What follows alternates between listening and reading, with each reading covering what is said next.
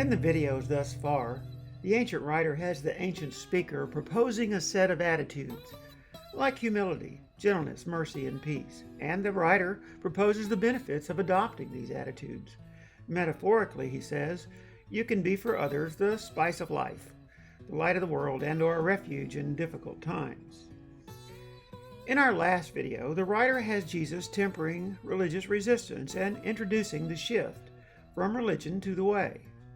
In this and several videos to follow, the ancient writer writes of how Jesus may have illustrated this difference between just doing religion and being in the way. There are 6 of these illustrations, 3 Jewish laws and 3 religious rituals.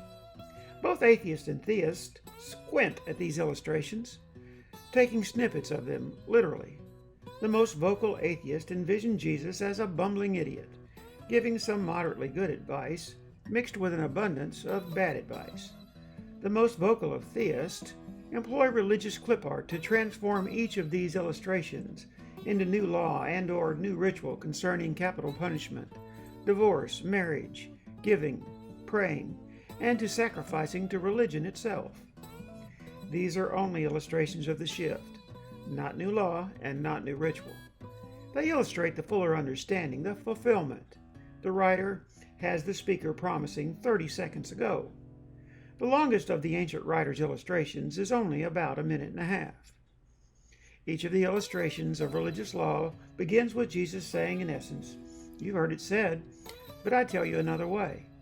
The ancient writer depicts the ancient speaker as saying, "You have heard that the ancients were told, 'You shall not murder, and whoever commits murder shall be liable to the court.' But I say to you that everyone who is angry with another shall be guilty before the court. And whoever shall say to another, 'Raca,' shall be guilty before the Supreme Court. And whoever shall say, 'You fool,' shall be guilty enough to go into the fiery hell. If therefore you are presenting your offering at the altar, and there remember that another has something against you, leave your offering there before the altar, and go your way. First be reconciled to the other, and then come and present your offering. Make friends quickly with your opponent at law, while you are with your opponent on the way, in order that your opponent may not deliver you to the judge, and the judge to the officer, and you be thrown into prison. Truly I say to you, you shall not come out of there until you have paid up the last cent." The first illustration is something very familiar to the speaker's listeners. To commit murder is clearly wrong, but uncommon. They knew the law of the 10 Commandments. Virtually all agreed with this illustration.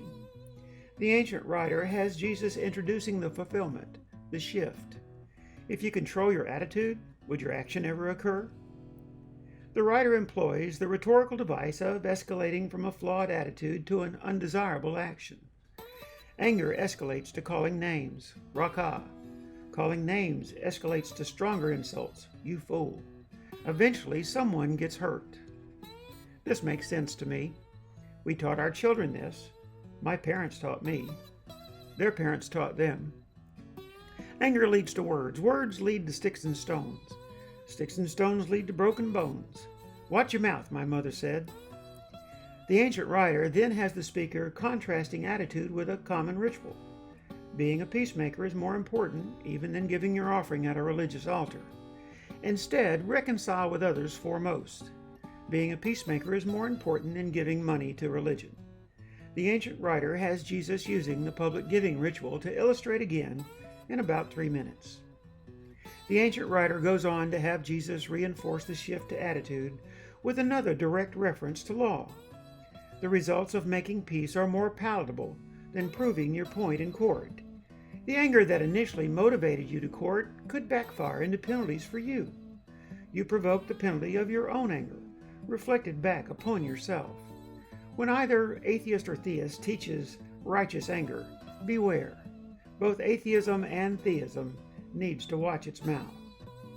Then the ancient writer addresses something familiar to most of us. Growing up, I was taught that calling a person a fool brought more judgment than calling them any other derogatory name. The speaker was not depicted by the ancient writer as proposing a pecking order for insults, new laws about name-calling, or a better ritual for giving at the altar, filing lawsuits, or a warning concerning debtor's prison. The attitude to manage is anger. The way to be is a peacemaker, not a legalist. This is part of the fulfillment the writer has the speaker promise a moment and a half ago. In the next video, we look at the ancient writer's depiction of Jesus' treatment concerning the matter of infidelity. Again, we will see that both atheist and theist use the ancient writer's words in the same literal fashion, but for their own individual purposes.